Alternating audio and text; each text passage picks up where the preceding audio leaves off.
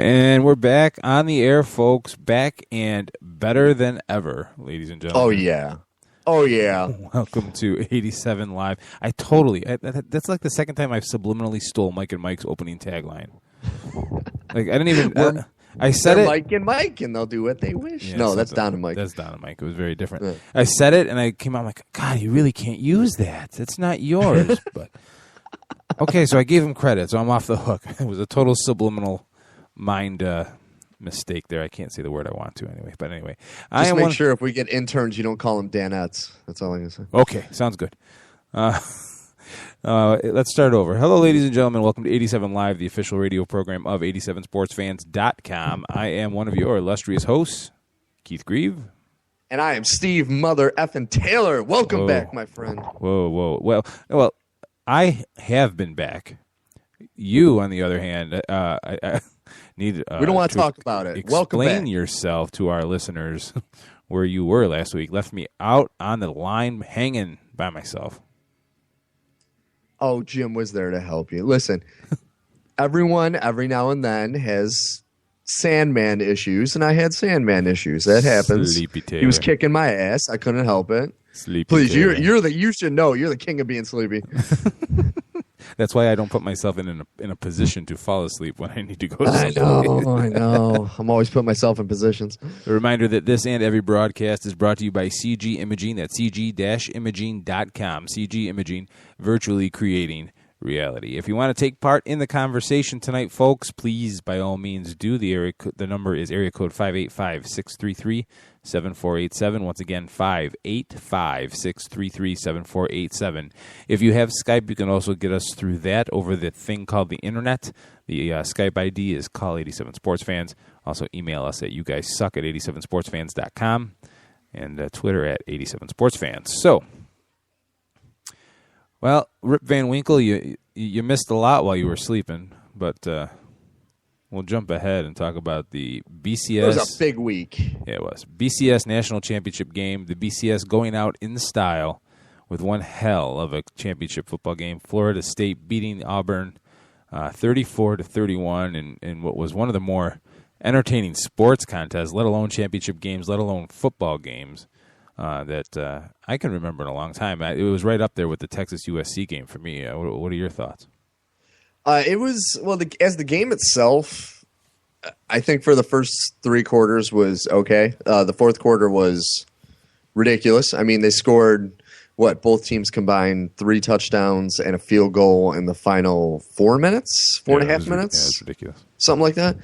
It's just, I've noticed a trend in both professional football and college football. Why is it that in the last quarter, if you're winning by double-digit points, you stop playing defense and special teams? We've seen it, especially in this previous week in the NFL and then with this national championship game. I mean, going into half, Auburn had this game locked up. And all they had to do was come out, play conservative, play solid defense, and they had the national title. And for some reason, because really, Florida State didn't play that well, including Jameis Winston. He didn't play that well until that final 5 minutes. That's when they looked like the first place team in the country.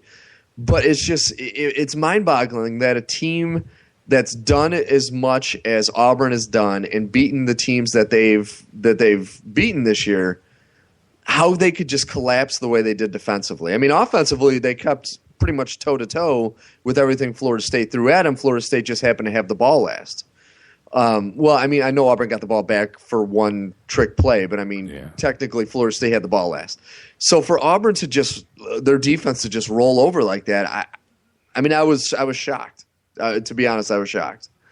It just seemed to me like Florida State's defense just everyone said they were gassed, but they didn't want to tackle much all game. And then once you get to the fourth quarter, then I can understand why you would be a little bit out of breath. But that last Auburn touchdown, Trey Mason's 37-yard run, I tweeted that apparently Mel Tucker had become the Florida State defensive coordinator because they were tackling an awful similar to the Bears in the NFL. But I mean, I think about Auburn. Let's take this from the Auburn spectrum, okay? So you begin the season with no one expecting a damn thing from you. Unranked when the season began. No one believed that Auburn had any chance of being here in the preseason, except for that one guy that bet $100 or whatever and could have won $50,000. Yeah. And chose not to hedge. Good fan. Good for you. Anyway. So then you go and you are on the losing end of the Iron Bowl to Alabama. And all of a sudden, with one kick return, now you're talking national title chances. You still got to win the SEC championship at this point. But then you go out and do that, and you beat Missouri. Flying high. Got a chance. You face off against everyone's number one, Florida State, 14-0 or 13-0 before this game. 13-0. You're 12-1. And you play a first half like they played. Yeah. And you're up 21-10 at the half. You play the entire third quarter, and you've only given up a field goal. 21-13. And then the fourth quarter ticks, and you completely fall apart. Completely. Defensively, offensively, completely fall apart. Yeah. And then to have your back broken, ironically, by a kickoff return. I know the Iron Bowl was a missed field goal return, but a special teams return, how's that? Yeah. It's just like, oh my God, to live with that all off season. If you're a player, especially if you're a senior at Auburn, oh man, I just feel for those kids. Yeah, I mean, it was, and the sad thing is there are a lot of people now saying the same thing. For me being an Ohio State fan, you hear this every year, or at least the years in recent time where they've gone to the national championship and gotten blown away, and they're like, well, they didn't really deserve to be there. And I've heard a couple people say that this week because of the fluke victory against Georgia, the fluke victory against Alabama, which I'm not saying they didn't deserve to win those games and to give credit for winning those games, but they were fluke victories. And, you're already hearing the naysayers saying, oh, well, they probably really shouldn't have been there. Well, you know what? It's unfortunate that the fourth quarter happened the way it did because all the naysayers are starting to come out. It's Auburn. They played phenomenal in that game. It's just you gotta wonder about the coaching because that last 5 minutes, it wasn't even just the defense giving up and the special teams giving up, but in that last drive of Florida State, there were stupid penalties. It just seemed like the discipline level of the team dropped considerably in that final 5 minutes, and you got to wonder what was going on with the coaching staff because. Like you said, the players were probably gassed, and they probably were. And it's a stressful point in a game for a bunch of young players. But that's when you need a coach to say, listen, you need to get your head out of your ass. You need to sit. You got to focus and just get them going in the right direction mentally. And it didn't seem like that was happening. Florida State, I mean, to say they came out flat is an understatement. Oh yeah, but if you're Jimbo Fisher, I mean, you just signed a big fat extension in the weeks leading up to the national championship game. How do you because now it's coming out that they seemed a little overconfident and they were worried that they would be overconfident. If you're worried at all, how do you as a coach let that mindset spread through your team? How do you even run the risk of losing the national championship to a team that wasn't supposed to be there? Yeah. I mean, I take nothing away from Auburn. These naysayers that come out and say, well, they never should have been there, never should have been there. Well, who cares? They were winning this game in the fourth quarter. Mm-hmm. They had an 8-point lead going into the fourth quarter. Whether or not they, on paper, should have been there, they played like they deserved to be there. You can't say that now. But then it all fell apart for one reason or another. And, Winston came up and he made some good plays, but I got to tell you, for as good as he is, when he misses bad. Oh, yeah. When he passes. Which, I mean, he is a freshman. I mean, which surprisingly he's he's not a freshman, but he turned 20, which I didn't realize he was that old. He's a redshirt freshman. Yeah, he's a redshirt freshman, but he turned 20, which I was surprised. I thought he was younger than that. He just doesn't look like he has the poise, I guess I should say, that you would expect from a quarterback in his position. You know, Florida State this year had some blowout victories, and he had some big numbers, and I think a lot of it is because he's crazy athletic and he's got a solid arm. But I just don't think he has the mentality yet. So honestly, if I was him, you won the Heisman, I don't see him being a solid NFL quarterback yet. Even after another year, I mean, he might benefit from taking a year or two to stay in college, at least through the next 2 years. Because I almost see a Jamarcus Russell when I see him, and how he plays in college. And that I don't know. That's like I think that. Well, see, you said Jamarcus Russell. Yes. So I immediately jumped to take the money and run. Not going to work hard, and I don't think he'll be that. See, I just there's something about I think the thing that really bothers me about him is he seems like he is an incredibly arrogant person. Which, I mean, we get away with rape, you're going to be pretty arrogant. But he allegedly, folks, allegedly. Oh yeah, allegedly. Sorry, I forgot to keep from saying that. So it's just, to me, I almost see like everything that was bad with Cam Newton coming out of college amplified with Jameis Winston. That's what I'm nervous about. I'm almost hoping that he can find somebody in his life, a mentor of some kind, that can kind of bring him down to earth. Because already, after this 1 year, which who can blame him? I mean, he got the Heisman Trophy. He won the national championship with an undefeated team, and he allegedly got away with rape. So, I mean, you put all that together, there's not many kids who are 20 years old that are not going to feel like they're above the law. Yeah, he's young. Let's not forget that. Yeah, he is 20. Did you see that piece that somebody else tweeted it and I retweeted it with Trent Dilfer talking to him because he was at his Elite 11 camp? It was fantastic. That was really cool to see. But with Winston, I think he needs to grow up a little bit.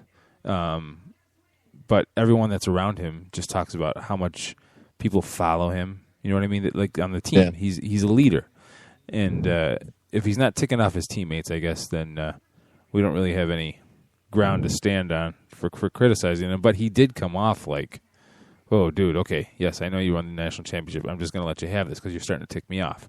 But it's just something. And I do give him the whole young. He's young, but he is 20. So when we're talking about college athletes, most of them you're like, "Oh, well, he's 18. Well, he's 19." You start to lose a little bit of that excuse of being young when you hit your 20s. To me, it's like, all right, you gotta start thinking about growing up now. You know what I mean? You're no longer a teenager. Did you not? You might still be in college, but did you not know me in my 20s? Oh, I knew you in your 20s. I put you in that category. Come on, kid. I'm kidding. I'm kidding. No, it's funny because it's true. Only with Duckman. Oh my God. See, you had to bring that up, and you totally got me off track. It's the flat top haircut. I can't help it. All right, so moving on. And I got to talk about the other thing that bothered me. And if you visited 87sportsfans.com today, then you already know kind of what has been on my mind. But let's talk about Major League Baseball's Hall of Fame voting. Yes. Steve, I'll give you the floor because I already wrote my piece on it on the site. What's your reaction to how everything went down? And don't bring up Dan Le Batard. I'm not bringing up Le Batard. I'm happy with Greg Maddux. Greg Maddux, I would agree, first ballot Hall of Famer. Tom Glavine and Frank Thomas, I agree that they're Hall of Famers, but I don't necessarily consider them a first ballot when it means keeping somebody like Biggio, Piazza, Jack Morris, keeping them, even Tim Raines, keeping them out of the Hall of Fame to put these two guys in first ballot. It's just surprising to me because Glavine is great, but he was always overshadowed by Maddux. Frank Thomas, great hitter. I always thought he was a decent fielder, not a great fielder. Was always on underperforming teams. And to me, I just, if I had to choose between Frank Thomas and Mike Piazza this season or this year, I would have put Mike Piazza in instead of Thomas. So for me, I was happy that Greg Maddux got in, but I was disappointed that Glavine and Thomas kind of jumped ahead some guys that I thought deserved to be in ahead of them. Fair enough. The fact that Jack Morris now has to rely on the Veterans Committee or to vote him in is ridiculous. That is ridiculous. That's ridiculous. 15 years you get? 15 years to get voted in? And this was his final year. And he couldn't get 75% of the votes for 15 consecutive years. I'm sorry, I have a big problem with that. Yeah. The other thing is that Greg Maddux was only on 97% of the ballots. Okay? He was only, I'm saying only on purpose, only on 97% of the ballots. And folks, what I wrote about is how on earth can a player like Greg Maddux not be completely legitimate or unanimous? How on earth? If you look at his stats, because that's what baseball is stats. His time with the Atlanta Braves fell completely in the wheelhouse of the steroid era. Mm-hmm. From beginning to end, he was a Brave. Those were the best numbers of his career. Yeah. And most of his pitches were sub 90 miles an hour. And that's the other thing, is that he was never lighting up the radar gun, ever. And if you ever used those two holes in the front of your face and watched him pitch, you know that all of his stuff, all of his success was based on changing speeds and pinpoint amazing location. Mm-hmm. For the Atlanta Braves, for 11 years, he had a whip of 1.051. For 11 years. Yeah. Including, and this is 94, which was strike shortened, to 95, both strike shortened years, .896 and .811. Then he comes back in 97 with .94, .98. That means it's just ridiculous. He was averaging less than one walk or hit for every inning pitched. That's ridiculous. For an entire season. And don't leave out the fact that he is, without a doubt, the best fielding pitcher I have ever seen. He won a Gold Glove, 20-something Gold Gloves. Yeah, nothing got by him ever. If the ball was anywhere near the catcher, the pitcher's mound, he would get it and throw somebody out at first or second. It was ridiculous. Had a career ERA of 3.16. While he was with the Braves, 2.63. Won 194 games during the steroid era. And these idiots that are refusing to vote for anyone that played during that time, you have to use some common sense here. I'm sorry. Absolutely. That's just stupid. It's just absolutely stupid. Especially, I mean, are these guys going to tell us that, because if they stay true to form with this, then that means when Mariano Rivera comes up for voting in, he's not going to receive 100%, which that would be as big a crime as this is. And this is a point that I keep hearing today over and over, and I agree 1,000%. This archaic form of voting where it's only the sports writers, no players, no coaches, just sports writers. These cocky, arrogant little douches that couldn't play baseball to save their lives are voting these guys in or out. And they are the most condescending, arrogant, just schmucks in the world. And the fact that you have other Hall of Famers that can't vote for who should be in the Hall of Fame, I think is ridiculous. And baseball is doing a huge disservice to not only the players but the fans as well by not just fixing this. It just blows my mind. It really does. How about this, okay? You got to be a member of the Baseball Writers Association of America to vote for the Hall of Fame, okay? Great. Fantastic. So you have to be a writer, okay? Just a writer. So somebody like Vin Scully doesn't have a vote. But Yes. and Colin Cowherd tweeted this earlier. This is not my research. He tweeted this earlier. Vin Scully does not have a vote. Multiple writers that no longer cover the sport still do. It's insane. How does that make any? It is time for Major League Baseball, to the Hall of Fame anyway, to look itself in the mirror and admit that something is just not right. Yeah. I mean, and there are those people that are like, oh, it'll never change. It'll never change. If we could get rid of the BCS, which everyone thought would never change, this could change also. Because honestly, how many fans did this piss off today? Fans of Jack Morris, Mike Piazza, Craig Biggio, Bagwell, even Tim Raines, fans of these guys that are like solid players that never did anything wrong and were never steroids, never, they didn't beat their wives, they didn't do anything bad in their careers. They were solid, great players, and how does Tim Raines get 46% of the vote? Well, that's the thing. This whole percentage of the vote, okay. There were guys that admitted to only voting for one player. Yeah. Okay? So if you have 10 spots and you're only voting for one because you're trying to make a statement, you're totally going to water down the results. Okay? Yeah. Tim Raines gets 46% of the votes. Roger Clemens and Barry Bonds got a lower percentage than they did last year. Okay?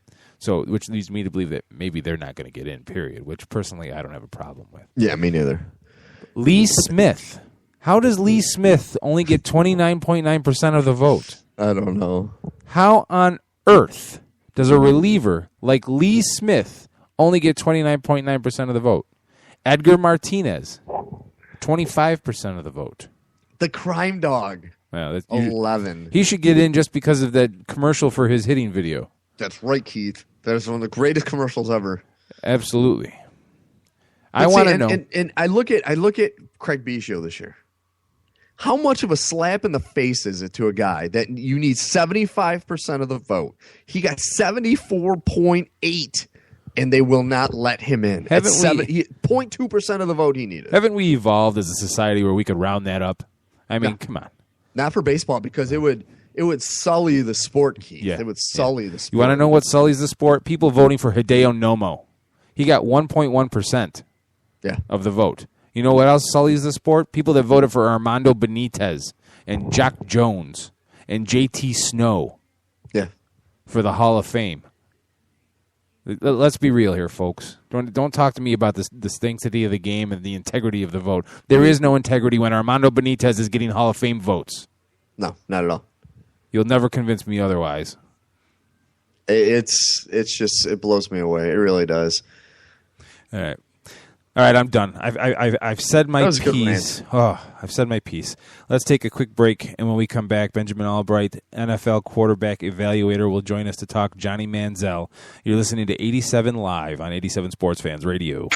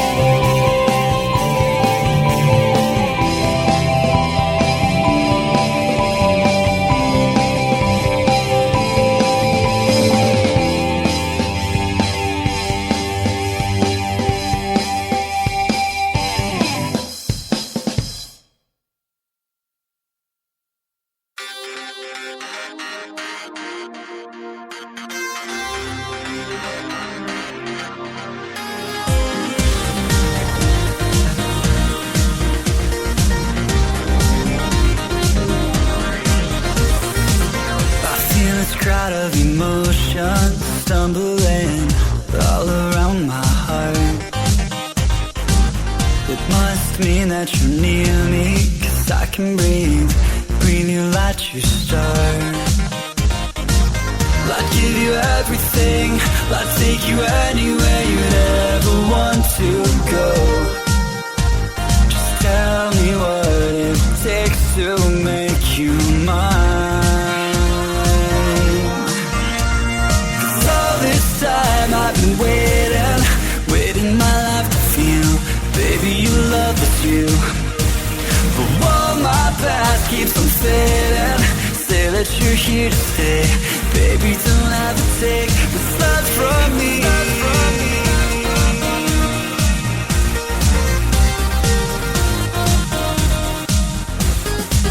I feel its flood all around me, I'm drifting through a whole new life, where all I want is to have you, and you're my reason why.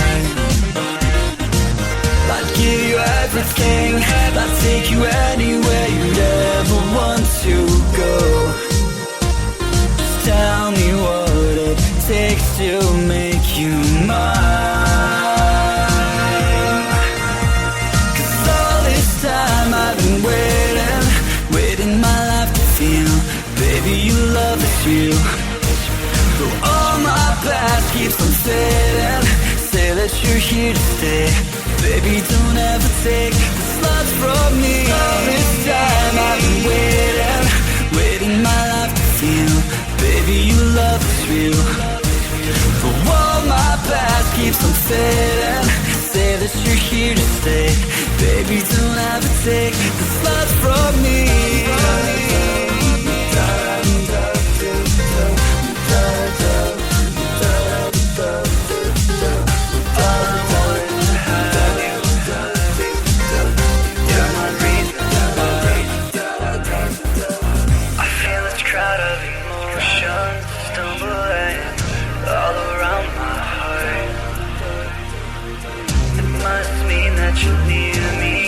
I can breathe you like you start. All this time I've been waiting my life to feel, baby, you love is real. But while my past keeps on fading, say that you're here to stay, baby, don't have to take this love from me. All this time I've been waiting my life to feel, baby, you love is real. But while my past keeps on fading, say that you're here to stay, baby, don't ever take this love from me.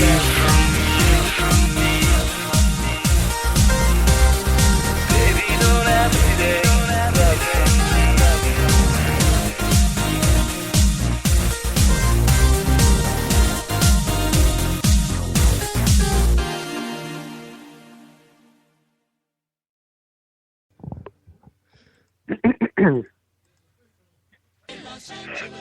Portions of the day's programming are reproduced by means of electrical transcriptions or tape recordings.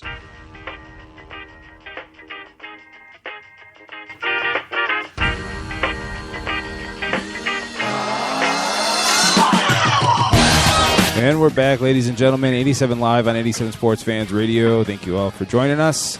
Second segment, Oh, the Night. Keith Grieve, Steve Taylor taking you through the world of sports. And we are on to the interesting topic of the day. Texas A&M quarterback Johnny Manziel declaring for the NFL draft, which has everyone wondering, has the Twitterverse aflutter. It was the biggest shock of the day, let's just say. Was it really that shocking? No, it wasn't. Really? But they were making it out to be. Manziel and his camp, they were dragging it along, and everyone... It was interesting how they decided to play it. I got to tell you, if he didn't declare, it would have been would have been really entertaining to watch what would have happened in the off season, because I'm sure there'd be 10 times more stories than there were last season. So we are joined now by Benjamin Allbright. Follow him on Twitter at Allbright NFL. That's Allbright with 2 L's. QB consultant, evaluator, analyst, has been featured on ESPN, Fox Sports, Yahoo, and Bleacher Report. Mr. Allbright, thank you very much for joining us. Hey, gentlemen. It's a pleasure to be here. So let's just cut to the chase here. Manziel, when you hear the name, you have this vision in your head of a kind of that gunslinger motif. He's got escapability. He throws off his back foot sometimes. That kind of wild card presence behind the line of scrimmage. There's conflicting reports whether people think he can play like that in the NFL. Most people say they don't. He can't. Look at RG3. What are your thoughts on that kind of wild card type of play that he brings to the table? Well, I think first and foremost, it needs to be said that Manziel is an electrifying college athlete. In having an opinion that, and I'll get into it in a second, that he won't make it in the NFL doesn't mean I don't value his contribution to the college game. I think he's a fascinating and phenomenal college athlete. But when you look at the NFL game and how the game differs, not only with speed and size difference, from the college game, but with the hash marks and having to make third throws and push the ball. I just don't think Manziel's style translates. You got a guy who's basically Michael Vick, only smaller with a weaker arm. When you look at what he brings to the table in terms of that elusivity and things like that, that's great. That's great that he can move around and evade tackles like that, or remind you a little bit of a Rich Gannon, in that regard, or even a Michael Vick as a better athlete. But the problem is that he doesn't know how to step up in the pocket. He's so elusive and has that natural athleticism that he's never learned how to manipulate a pocket. And so you see him bail after a first or a second read to try to run for it. And his body, if he continues to do that at the NFL level, is going to take a massive toll of hits from guys who aren't linebackers at Vanderbilt, about to go pro in neuroscience. Right. You're going to get guys like, of course, Ray Lewis is retired, but Patrick Willis, out there putting hits on Manziel. And for a guy who's maybe 6 feet and in the light side of 200, you're going to get a guy whose body's going to wear down on you over time. He's already experienced injuries, a mounting toll of injuries this season at the collegiate level. So, I just don't. I look at him and I think it's a GM's worst nightmare. Can you stake your claim to that guy being your franchise quarterback with the injury risk and the translation issues glaring right out at you? Mm-hmm. So, I mean, part of it, and I'm trying to caution myself before I ask this question and sound like a complete idiot. You're good at doing that. So I am. I'm trying to ask this in the most intelligent way possible without sounding like a complete goofball. How much does the ticket selling part of it figure into a GM's decision? Well, there's a degree of that, but it's a very, very, very small amount. Yeah. You don't look at a player is either going to be great or he isn't, and if he is great, he's going to sell tickets regardless. So, I think that's you look at something and you think, is this guy off the field going to be a risk to my franchise? Now, I think that Manziel has a touch of maybe Namath in him, as far as that goes, like, off the field.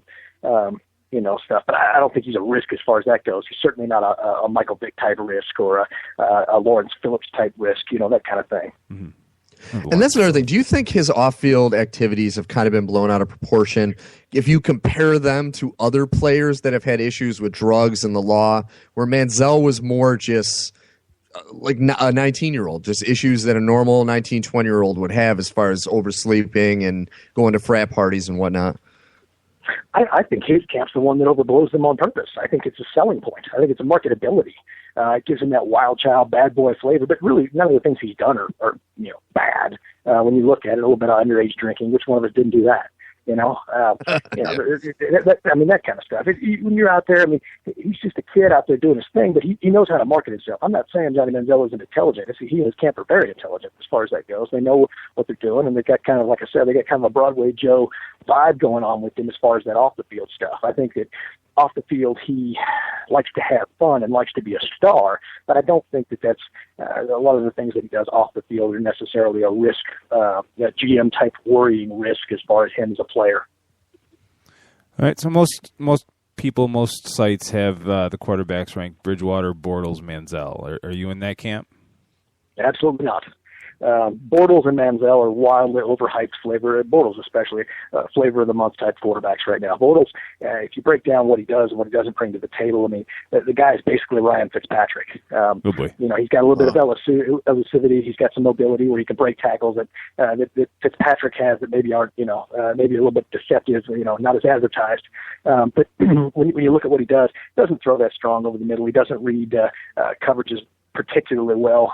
Anything under, two deep man under, he pretty much shreds, but anything else he struggled with.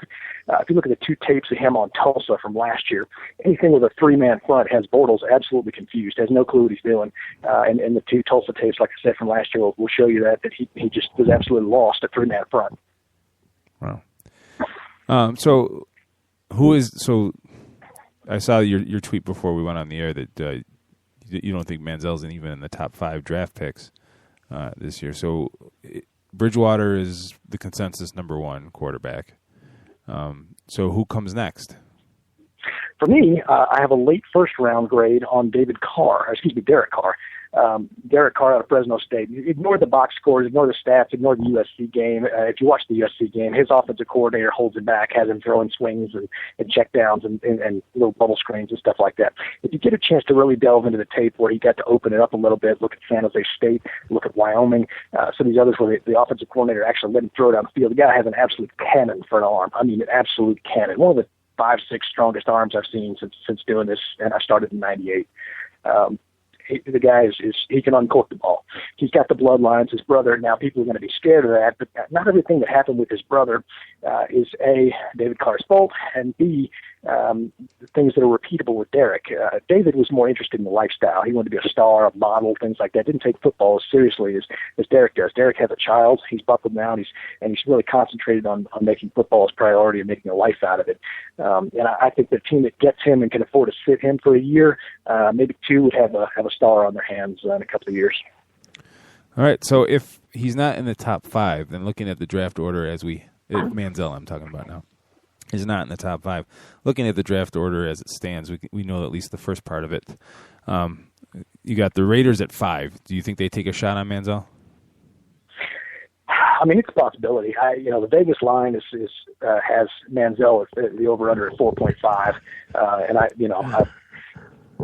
I just don't see him going below that. Somebody will take a chance on him in the first round that shouldn't. But Raiders at 5. Jadeveon Clowney, they need help all over the defensive side of the football. Mm-hmm. The offense wasn't that bad this year once they got McGloin in there. Once teams got tape on McGloin, it was about mediocre. But the real improvement for Oakland needs to come on the defensive side of the football. Granted they were hamstrung by $58 million in dead cap money, but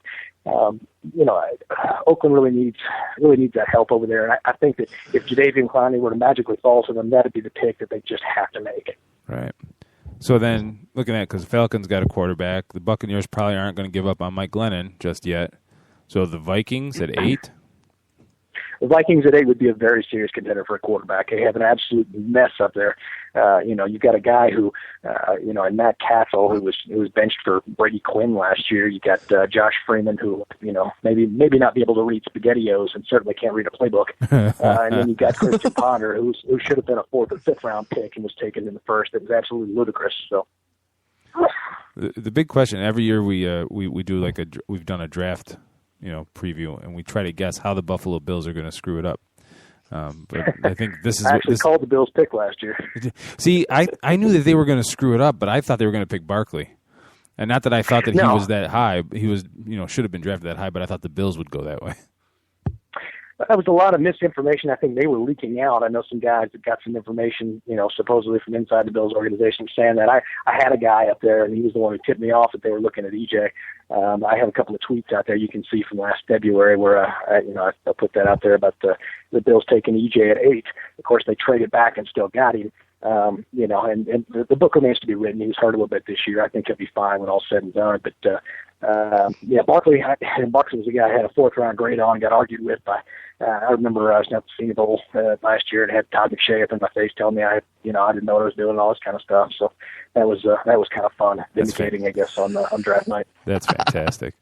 The only other team, that in the top 15 that really needs a quarterback would maybe be Tennessee. I mean, are they the rumor? I thought they played decent when Jake Locker was healthy. They did all right, and I got to be honest. As much as I just made that Fitzpatrick comparison to Blake Bortles, Fitzpatrick didn't look terrible this year. He did up in Buffalo, but he didn't look terrible this year in Tennessee. I think Tennessee needs a quarterback, and I think they should go with one. They're going to have a new head coach, and he's probably going to stake his tenure to who they take. They are noted for being a defensive team, and I know they're out there looking at defensive type coaches, to replace Munchak. But you need a quarterback to succeed in the league. Look at the teams that are left in the playoffs this year. Rattle off those quarterback names, and you're going to get a list of 8 of the top 10 quarterbacks in football. The quarterback-driven league, you got to have one. So they're going to have to go ahead and get one. I think they got to cut bait with Locker. All right. So before I let you go, because me and Steve had a little discussion last week when the Bears extended Jay Cutler. So I want your professional opinion. Did the Bears do the right thing by signing Jay Cutler to that contract? Yes, they did. Thank you. Do you want to know why? Absolutely. No, absolutely. The Bears had the number 2 scoring offense in football this year. A lot of people don't realize that because their defense was the second worst in football. The Bears had the number 2 scoring offense in football. And the reality is there was no drop-off between McCown and Cutler. Now, McCown will be 35 next year. A lot of people don't realize how old he is because he hasn't played that much in the NFL. So when you look at the deal and the actual numbers on this deal, it's really a 3-year deal with the team having an option to go ahead and ride that 4th year before having to either re-extend or cut Cutler. If you look at the franchise tag, franchise Cutler that long would have cost about $18 million a year. As it is, Cutler's going to get about $15 million a year. So you're looking at a $3 million a year cap savings that you can apply to the defensive side of the football. You maintain your entire number 2 offense intact, and you move forward, without new players having to learn or the possibility of a rookie having to come in and be behind the boat. They're competitive again next year in an NFC North that's been kind of shaky when you look at it. Mm-hmm. You just made my night.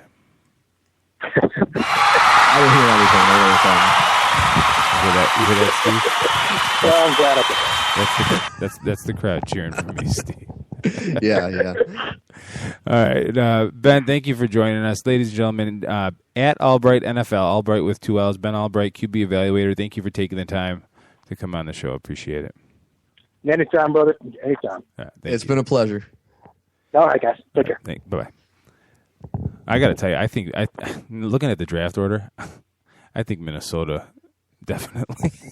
And it would benefit Manziel, I believe, because of a lot of the things that Benjamin was talking about, as far as his body type, his size, the likelihood of his injury potential, to go to a dome team as well. Yeah, but isn't their new stadium supposed to be outdoors? Is it? I thought it was supposed to be like one of those. I think it's a retractable. Hybrids. It's a retractable dome. I think. Yeah. Yeah, like a retractable, which I consider retractable still a dome. It's not like he's going to Soldier Field or the Lambeau Field. You know what I mean? You're right about that. You're right about that one. I look at Manziel and I think the thing that's going to benefit him the most is there are so many teams that have a lot of issues, but quarterback is the main one of them. And you look at a team like Jacksonville, you look at a team like the Browns, they should go for other players to fill a lot of other voids. But with Manziel, you're going to get that initial bump in ticket sales. You're going to get that publicity that you wouldn't get with anyone else. And you'll get a guy that could potentially be a solid quarterback, or he could be a bust. See, he's definitely on the fence. And what your argument you just made about the buzz is why I think Cleveland might. I'm not ready to predict that yet, but I think they might, just because that their front office is so bipolar. Yeah. They haven't been making a lot of sense. And now Josh McDaniels pulled his name out of their head coaching search today because he apparently was not the front runner. So it's like, that's ridiculous. So the Browns fired their first-year coach and now apparently are not going to get the high-profile name that was on their list. It'd be very interesting to see what happens with that organization.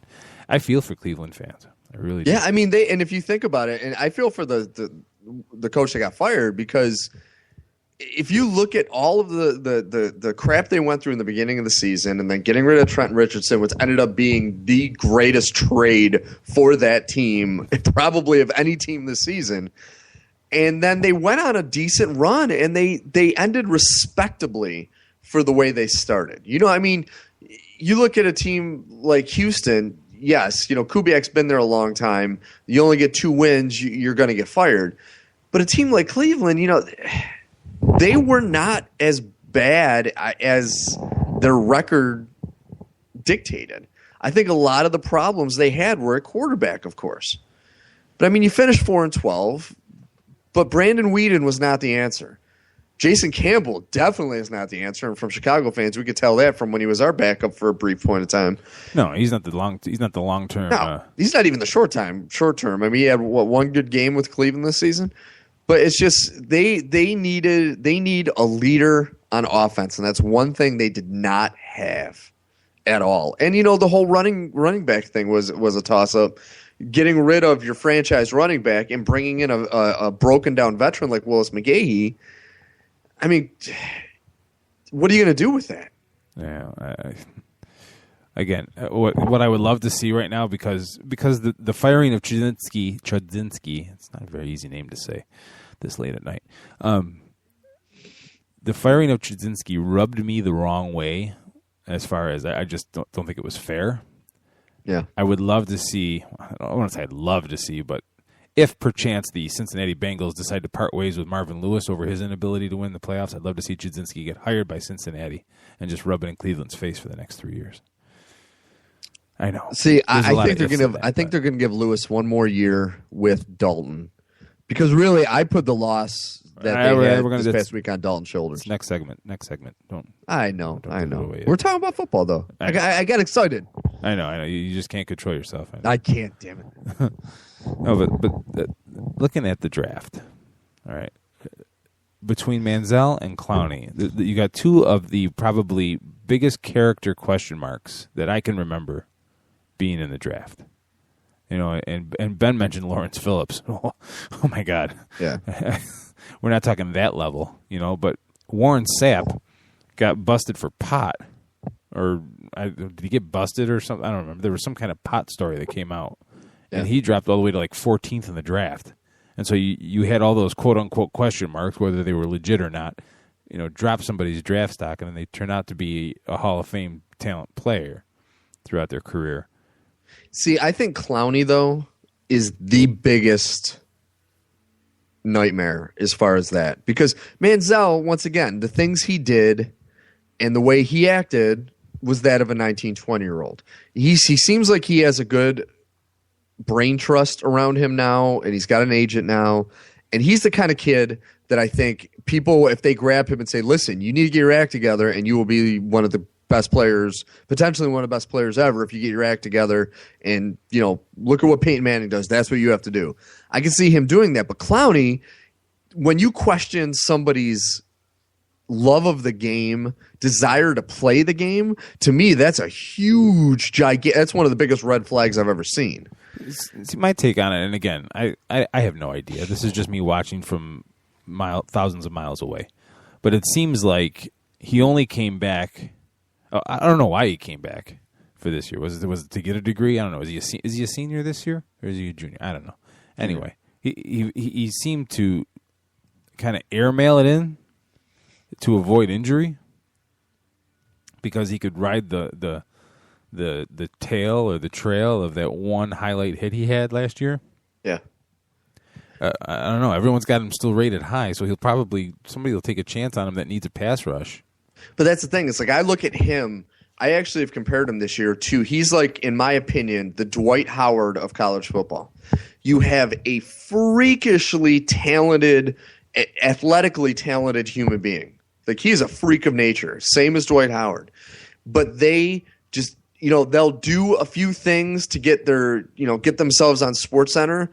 But like, if a lot of people have said, if you look at Clowney's entire career in college, it's a bunch of great plays, surrounded by a large amount of average to below average plays. It's just every now and then he has a play like he did against Michigan. He'll have a big play, or he'll have like one good game that draws everyone's attention. But overall body of work is average at best.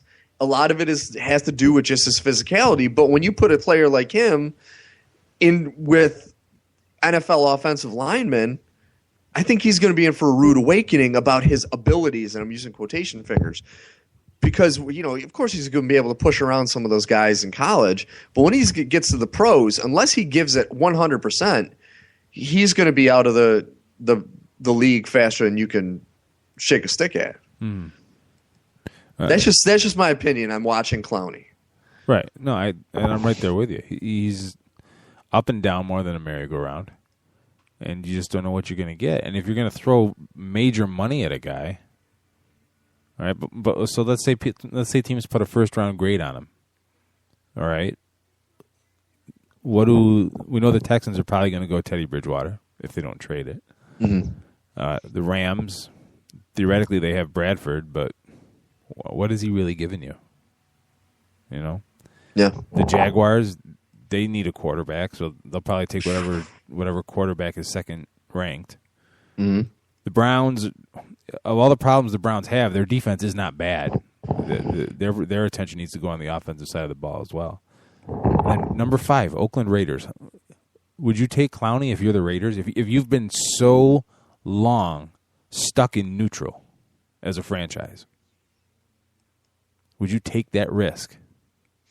See, honestly, if any team that needs a franchise quarterback, in my opinion, it's the Raiders. Because they have not had an identity since Al Davis passed away. And they need somebody that can come in there, almost like a Manziel, that's somebody that can come in there and give an identity to that team and give a face that people can relate to when they think about the Oakland Raiders. And right now, you think about the Oakland Raiders, there are a lot of people that still think back to the NWA days with them wearing the hats and gangster and thug life and all that. And I think they need to change their mentality. They need to change their perception from others. I don't know. I don't know what the answer is for them. I agree with you. I don't think Clowney is the answer. I just don't. Yeah, again, the Raiders have a lot of issues, but if you're the Raiders and you pick somebody like Manziel at 5, you better be damn sure he's going to be successful. If you whiff on that, but you know what I mean? Yeah. If Clowney slips from 5, I would see the Falcons taking a risk on him at 6 because they have enough veterans in that locker room. Yeah. To maybe help the young man out. If he's not there at 6, he's definitely going to Tampa at 7. I'll call that right now. Lovie Smith, mm-hmm. Tampa 2 defense. They need to be able to rush the passer with 4. I think that's a lot because I agree with you. I think Mike Glennon did enough at the end of the season to preserve his starting job with Tampa because he did start to show promise towards the end. You got to at least give him one more season, a full season with a full absolutely full training camp as the starter. I mean, right now I would probably put him in the top 20. In my opinion, of quarterbacks in the league. Because there are at least 12 quarterbacks that are worse than him playing right now, starting for teams. Yeah. So to me, if you're in the top 20, you should definitely get another year. All right, let's take a break. It's almost time for the NFL Hour. Jim Saranteas from thefantasygreek.com will be joining us for the best hour in internet radio. You don't want to miss it. You're listening to 87 Live on 87 Sports Fans Radio.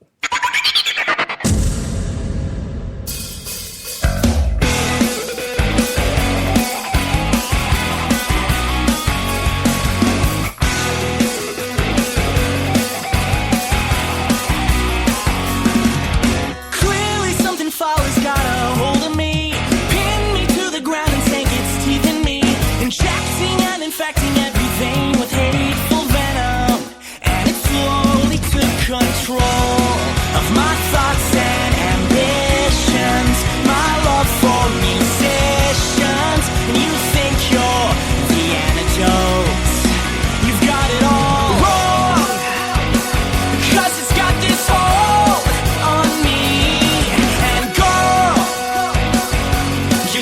a toll on me. Surely Dr. Jekyll wasn't always mad.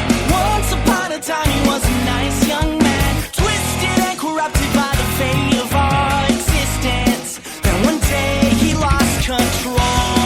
Yeah, he just couldn't take it, so he took a vacation and called in from Mr. Hyde and said, it's about time. Oh, it's got this hold on me. And girl, you took a toll on me. You cannot save me from the monster I've become. You cannot save me from. You cannot save me from the monster I've become. You cannot save me from.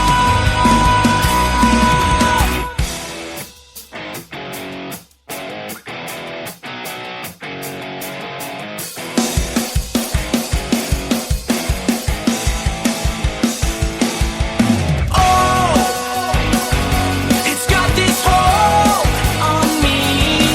And girl, you took a toll on me. Oh, you cannot say it's got this hold on me. And girl, you cannot say you took a toll on me.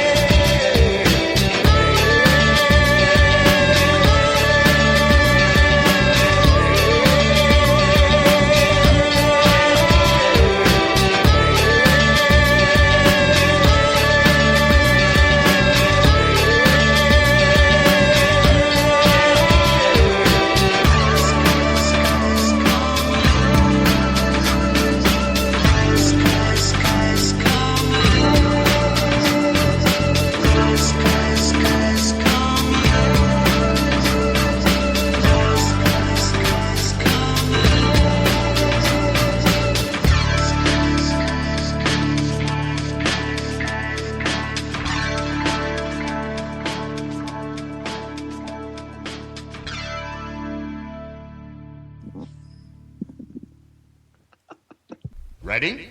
1. You will do this 4 times with the left, 4 with the right, then 8 times with both, then repeat. And we're back, 87 Live on 87 Sports Fans Radio. Keith Grieve and Steve Taylor taking you through what has become known as the best hour in Internet radio. Internet sports talk radio originating from the East Coast between the hours of 10 and 12. It's the NFL Hour with Jim Saranteas from thefantasygreek.com. Follow him on Twitter at thefantasygreek. Jim, welcome back to the program. Hey, guys. I'm happy to be here. It's just great as usual. And, Steve, I'm glad you could join us this week. Jim, thanks, buddy. I like to make it dramatic. I don't want everyone to get sick of me, so I want to take my little breaks, get everyone missing me. You know, they hear the two of you talk, and they need a little colored. So they're like, yeah, bring Steve back, and I'm here. We need that little Boomer Esiason guy in the booth, you know, just kind of be off the wall. I'm Boomer? I guess. Can I be Brett Musburger? As long as you keep talking about A.J. McCarron's girlfriend, I we'll will. Set. Well, the part of Benjamin Allbright's talk that I caught, wow, what an intense, 20 minutes or so of talking NFL quarterbacks. Breaking it down. Yeah. Breaking it down. And did you agree with the Cutler opinion? Oh, will you get off the Cutler thing for now? Let's talk about modern football. I might be right in this whole thing. Just remember that. No, you're not. I feel like we've talked about Cutler, though. Maybe it was just Keith and I privately, but I definitely think the Bears had to re-sign him. I mean, they don't have much of a choice. Yeah. Unless you plan on drafting a quarterback and just starting over, why would you? I mean, the second best offense in the league, and you know, you're not going to get a better deal than Cutler. I mean, there's not going to be any real decent free agents out there, as far as I can tell. If the commissioner trots up to that podium on draft day with the 14th pick, and it's anything other than defense, I will have a reaction much like I did when they drafted Curtis Enos. I will just say there was beer cans destroyed everywhere. I remember that. That was terrifying. I will say I'm interested, as I mentioned, at least to Keith, Steve, I'll be heading down for Senior Bowl practices in about a week, a little over a week, and I'm looking forward to it. I went last year, and I'll tell you, it's something else to see the best of the best playing the best of the best. It's a lot different than watching highlights and tape and film and sort of giving an opinion of a really good player going against not really good players. Yeah. You know, so, I mean, it's just the best of the best, and E.J. Manuel stood out last year. Aaron Dobson stood out. Andre Ellington stood out. Vance McDonald stood out. You kind of immediately start getting a sense of a lot of these players and what the coaches think about them. Yeah. I'm insanely jealous. I'm not going to lie. As you should be. It was really a great experience, and I can't wait the second time around. You know, having done it once, you learn a little bit, hopefully, and hopefully the whole process goes better. But as I was telling Keith, I'll be in that Wednesday, so I can join you guys that night. And outside of what I'm posting on the website and tweeting and posting on Facebook, we could talk, and just nothing but college football. That's going to be amazing. Even if you're on the road, call in. What the hell's the matter with you? No, I should be back. Feet on the ground in Chicago, raring to go. All right. So we had our wild card weekend, and boy, was it wild. It was amazing. We got decimated. That was some of the best football I've ever seen. Well, not the best football as far as offensive and defensive actual playing well. Just the games themselves were incredible, especially the Colts game. Unbelievable. Only the Bengals let us down, really. I mean, if you think about it.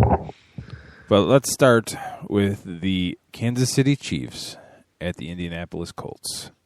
The Chiefs had a big, giant lead for most of the game, and then in the second half, Andrew Luck chipped away.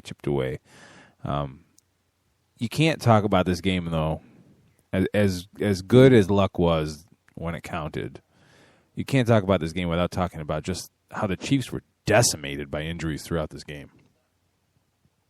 Yeah, and Jamal Charles going down obviously was an issue, and then I feel bad for was it Knives Davis? His name? Niall Davis. Niall Davis. He came in and he did really well, and then to see him fall to an injury was just heartbreaking because this poor kid, he did. I mean, to be behind Jamal Charles, you're really never going to be able to showcase how good you are.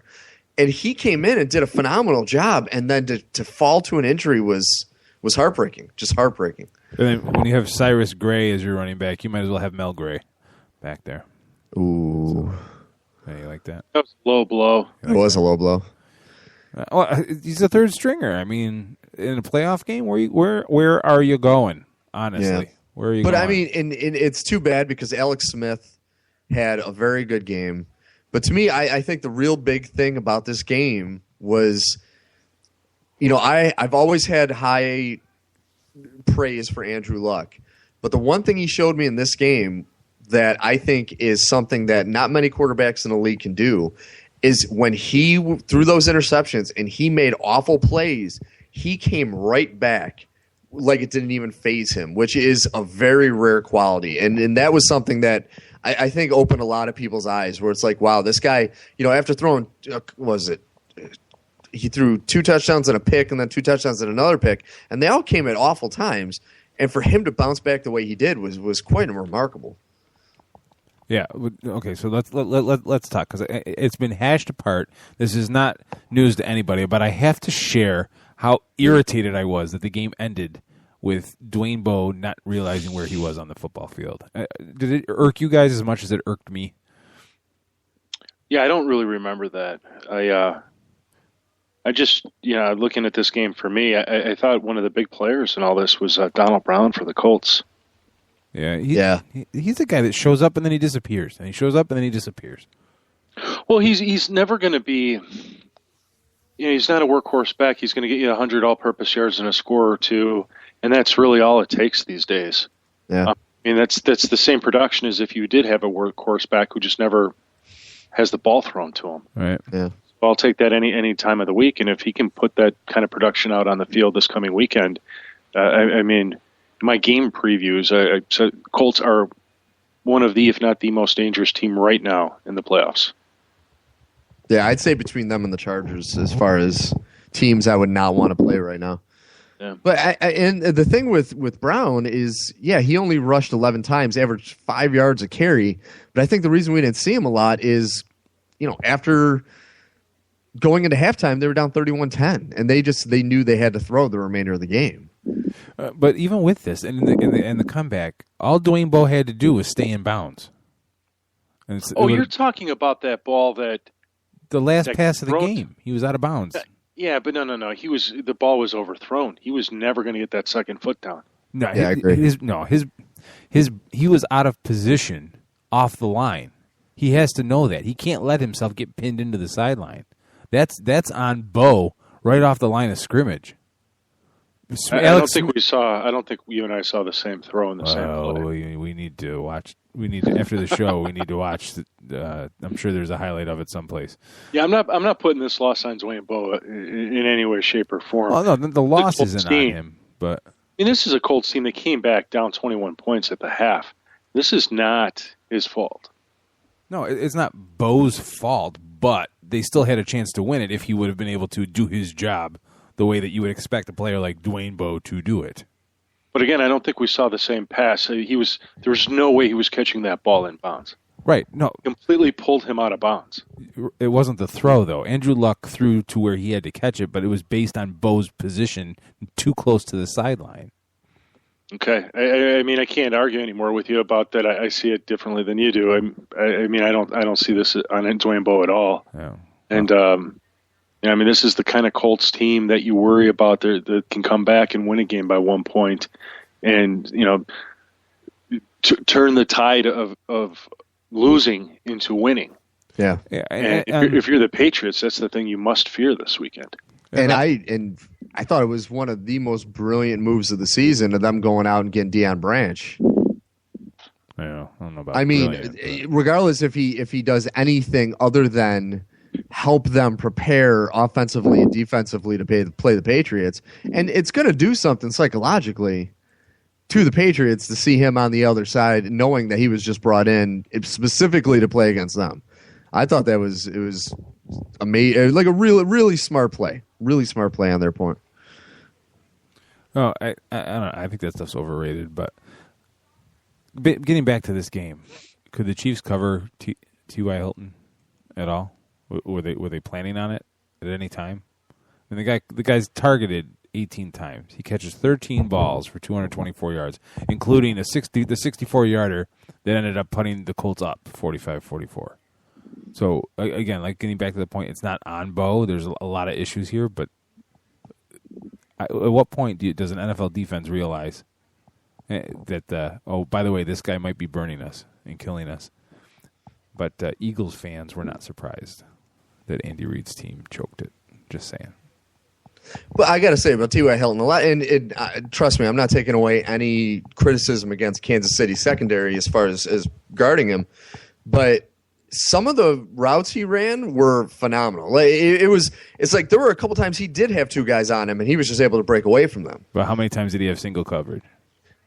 And like I said, I'm not completely taking away criticism on them. I'm just saying that I think T.Y. Hilton is having, the best thing that could have happened to him. And mind you, I love Reggie Wayne, and I think he's phenomenal. But I think the best thing that could have happened to T.Y. Hilton's career is Reggie Wayne going down with that injury, because now he is just – he's all anyone could talk about for most of this week. Right.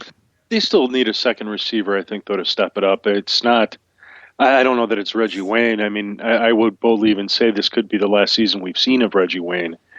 But T.Y. Hilton, he doesn't strike me as a number one wide receiver. I think he'd be better if they had a second complement to him. Mm. Yeah. It's not Darius Hayward-Bay, clearly, and it's not Levon Brazil. And Kobe Fleener sort of seems, he's a tight end. He's not playing like a wide receiver tight end like you'd like to see. Yeah. So I think there's still one more wide receiver they could add to the mix that would just make them a phenomenal offense. Mm. And that's kind of the impressive thing about Indianapolis is they really do not have that many weapons, but they keep trucking along. They're making plays. Yeah, they're making plays when they need to. And really what I think we saw last weekend, and it was something I was contemplating as I was sitting down to do the game previews for this coming week, we've really seen, and it's hard to look at stats from the regular season and translate them into the postseason because good teams hit second gear. And it's a gear that makes no sense because, look, for example, the Saints, they were all their losses came on the road. Their 5 losses, all of which came on the road. And I want to say 5 out of the last 6 games on the road they lost. So you really see them going into Philly and saying they're not going to win this game. And in a way, they almost didn't. Drew Brees threw 1 TD. That's not what you expect from a New Orleans team in order to win. We get set for the 5th they hit a second Kansas gear, City they're in Chiefs taking playoff out the gear, home and team. you kind of look at them and you say, wow, I can't look at them exactly the same way as a road team, but I think a team that really has slid into second gear is the Colts. That comeback was just amazing. Mm-hmm. Yeah. Their whole offense came alive. I think all of a sudden it's like whatever turnover issues they had just went away, and it was just execution. And I think that's going to lead to, to me, honestly, making our picks for this coming week. To me, I picked all the home teams just because this is one of the first times that I could see every road team legitimately winning their game. And this game between the Colts and the Patriots, I think is going to potentially be the best one of the week. Because a lot of people are talking about what's going to happen with New Orleans and Seattle, because that's going to be a great game. Pretty much all of them have the potential, but this game itself could come down to a last minute. Like whoever has the ball last is going to win the game, and I can't wait to watch it. It's going to be great. I totally agree. So let's move on. Philadelphia hosted the New Orleans Saints. New Orleans came into this game never winning a road playoff game. When we talked last week, Jim and I talked last week, we both picked the Eagles because the forecast was 39 degrees and rain, and the Saints, we all know, supposedly can't play outside. So, Jim, what did you take away from this game? I'll let you lead off for this game. Well, my takeaway is, again, the Saints, they have a kicker now. That's the bottom line. They only had two TDs, one passing, one rushing, and the rest of their points, which was made up of 4 field goals, had to do with Shane Graham. I mean, God bless him for having the guts right at the very end of the season to cut Garrett Hartley and bring in Shane Graham, because I think that is a difference maker, and it's one of those things that should certainly play a factor in the Seahawks game, even though at the end of the day, I don't think it'll carry the day. But I truly think that's the difference, because I look at Nick Foles' number. I mean, 200 yards, 2 TDs, that's fine against a good Saints pass defense. They did a great job shutting down LaShawn McCoy. I would have never expected to under 100 all-purpose yards and just 1 TD. Yeah. And then Deshaun Jackson didn't do anything. Riley Cooper, 68 yards and a TD. Zach Ertz, 22 and 1 TD. I mean, it was a very balanced game, and it just turns out that the Saints came out on top by 2 points because of 4 field goals. The problem that I have with Philly is that, I mean, Foles threw for 195 yards and 2 touchdowns, but 33 attempts. I mean, that's averaging just under 6 yards per attempt. And then their 33-21 pass-run ratio. I mean, you had the NFL's leading rusher, and yes, tip your cap to New Orleans defense because they did what they had to do, but he was still averaging almost 4 yards per carry, and the game was close all the way down to the wire. I mean, the largest deficit was 20-7 in the third quarter, so hardly time to scrap the playbook and just do whatever it takes. I think they kind of got in their own heads a little bit. Well, here, I mean, the Eagles are a softer team than the Seahawks, and it came down to who pretty much got it in last and who couldn't take advantage of it last. Mm-hmm. And, I mean, you could say the same thing about the Chiefs having won their game by a point. I mean, I thought the Chiefs had that game well in hand. I was watching the first half and just thinking, wow. Yeah. I was patting myself on the back thinking, yep, I was right. The Chiefs, they were the team that learned most from that first game because they lost. But the Colts weren't reading my game preview. They had something else in mind. And also tip your cap to Sean Payton and the Saints coaching staff for running the ball 36 times as opposed to throwing it only 30. Well, for sure. I mean, because their running game has not been that effective as of late, and you really need to have a good, solid running game going into the playoffs. And I'm just not sure that they're going to have that this coming week. That's something that I don't have any stats or numbers in front of me, but I want to say that that's not something that the Saints have shown a willingness to do in the past when they've gone outdoors, and maybe this is a sign that they've evolved as far as being able to adjust their game plan. Because I want to say that they've always been pass happy, and when they go outside in the wintertime and playoffs, that's part of the reason why they fail. And I guess I'm just kind of shooting from the hip on that one. But well, I'll simply add to that. And the year that they won the Super Bowl, they definitely had a very effective running attack. And since that time, I think they've always sort of been trying to discover it. Not discover it, but, I mean, that's why they carry 4 great running backs. Right. They never seem to be short on a running back, but putting them all together, it seems they're having some difficulty putting them all together and being effective together. Last year, you saw Darren Sproles carry the day, and Mark Ingram fill in here and there, and really Pierre Thomas be the second back, and he wasn't even a very effective back based on how they were using him. And this season, you've seen Darren Sproles have a few good games here and there, and same thing with Pierre. No one's really been great, and collectively they haven't been great. But they don't seem to use them that much. I mean, they're not a good rushing offense when you look at how many actual yards are being gained per game. Now, going back and looking at the box score, they were much more effective this week. I mean, they had close to 170 all-purpose yards, even though they only scored once. But I mean, that all sort of goes hand in hand with as a team coming together and giving your kicker 4 scoring opportunities. Mm-hmm. Yeah. Yeah. Do what you have to do on the road to get the win. But, absolutely. The third game on the docket, the San Diego Chargers at the Cincinnati Bengals. I got to tell you, I wrote a little bit about it. I didn't really hammer on it really as much as I probably wanted to. But this Bengals team, is built to win. There's no reason why they should have gone. They should have hosted a playoff game and lost by 17 points. I really have a hard time with this. What do you guys think? Yeah, I mean, especially if you look at what San Diego did offensively. I mean, they lived and died off of Cincinnati's turnovers. Because Phillip Rivers, I mean, 12 for 16, 128 yards and a touchdown. That sounds like a first quarter stat for him. And then they, as far as the running attack, they had a well-balanced running game for 196 yards. But the majority of the reason that they were in the situation they were in this game was Andy Dalton once again turning the ball over in just the worst possible times. And I give a lot of credit to San Diego's defense, which I never really paid attention to this year. I thought they were a decent defense, and they put up some good games, but they impressed me in this game. They really did.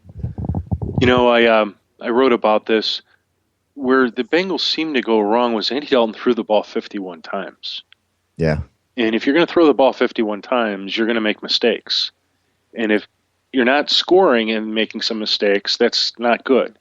Andy Dalton was put in the precarious situation, just as Alex Smith was the first time they played the Colts, of having to be the player to put the team on their shoulders and make plays when no one else around them was making plays or given the opportunity to make plays.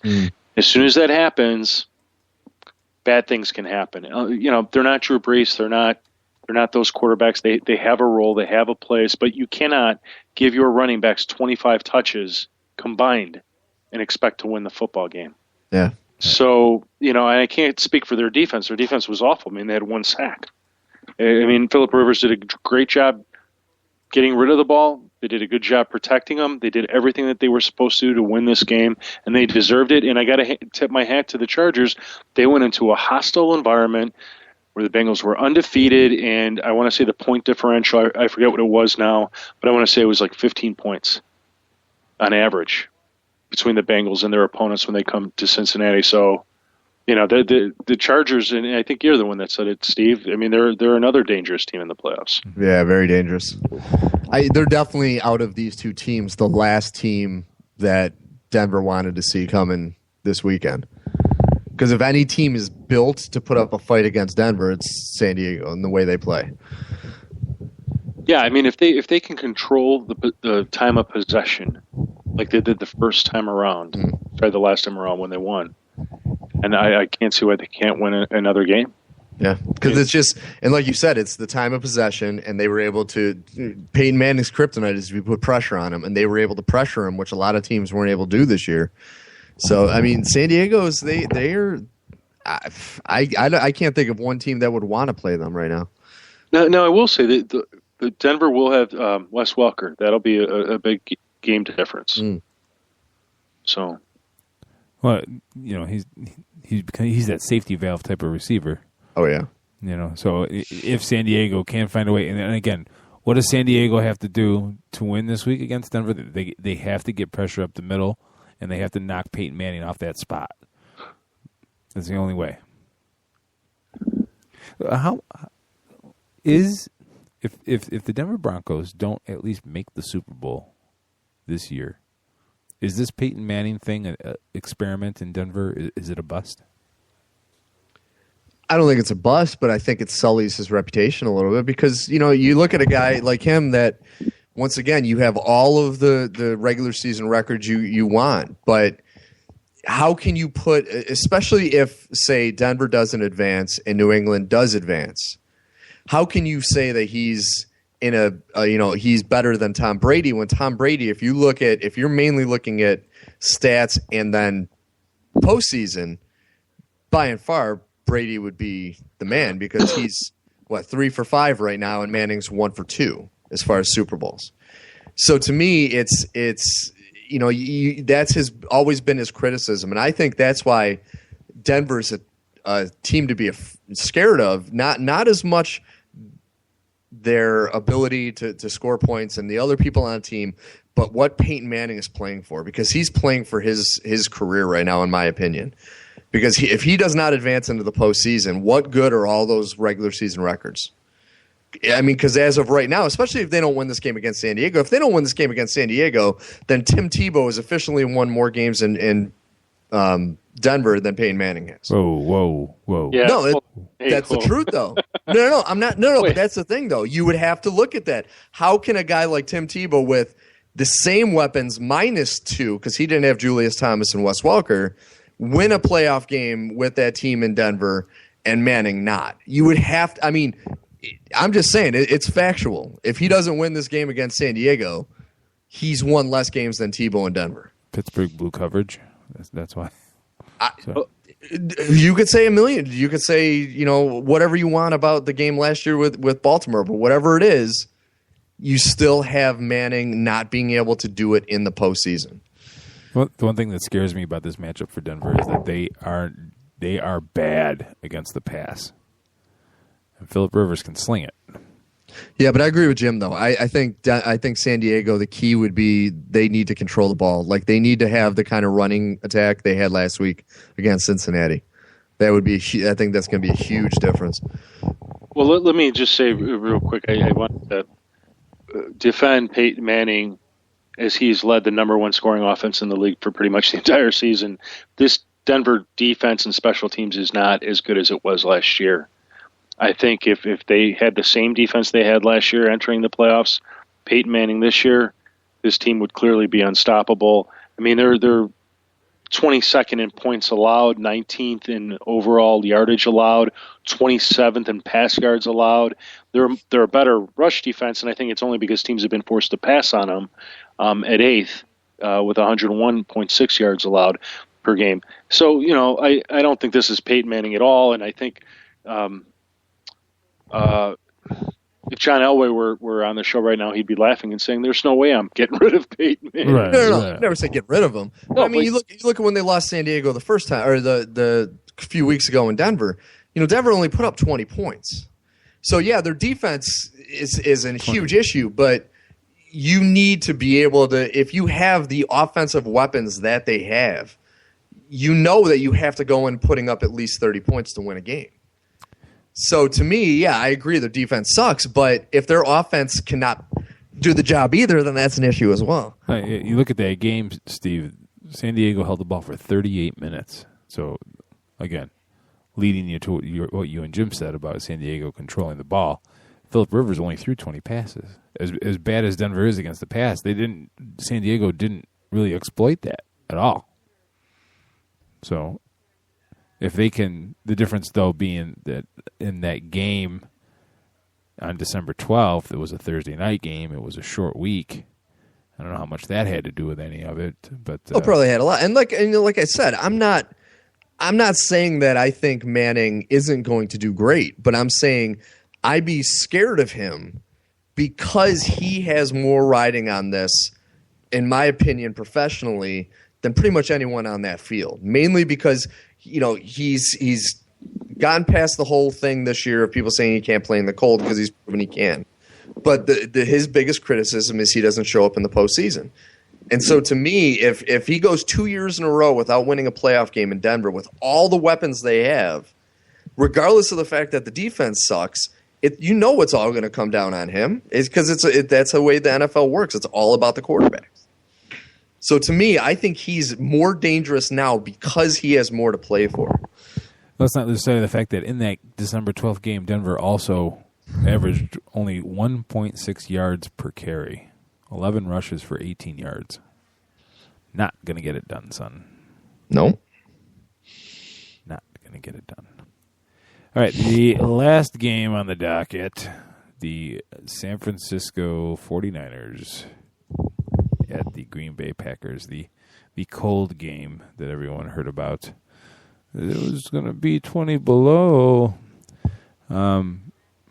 This game, I didn't blog about this game because it was just a good game. You know what I mean? There was really nothing that kind of caught my eye that got me fired up enough to bang out 300 to 500 words on it. You know, what was your takeaway?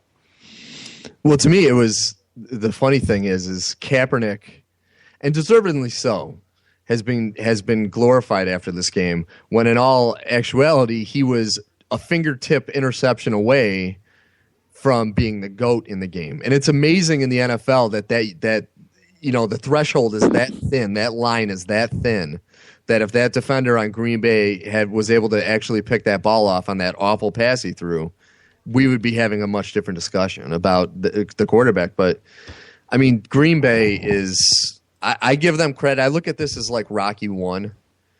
Green Bay being Rocky, the 49ers being God, I'm drawing a blank. How can I draw a blank? Who did Rocky fight in Rocky? Apollo Creed? Apollo Creed, thank you. I feel awful. I got to hand in my movie card. Oh, my God. Because Green Bay, as decimated as they were all season, even worse this game. I mean, how many players went out with injuries in this game, and they found a way to hang in until the very last second? I give them all the credit in the world. Like, the 49ers deserve to win. They played better all around. But I give Green Bay a lot of credit. They hung in there, and they fought to literally the last man on their team. Yeah, I think Jim and I picked the Niners last week based on their defense, and that pretty much was the difference. Yeah, typical stat line for Colin Kaepernick is exactly what happened in this game. 227 yards passing, 1 pass TD, 98 yards rushing. I mean, you might get 50 yards in a score or whatever. You had Frank Gore pitch in with another touchdown, and he didn't have a big stat day. I mean, he had 77 all-purpose yards.